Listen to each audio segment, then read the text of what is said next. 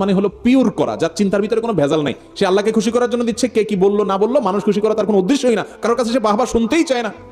ويطعمون الطعام على حبه مسكينا ويتيما واسيرا انما نطعمكم لوجه الله لا نريد منكم جزاء ولا شكورا।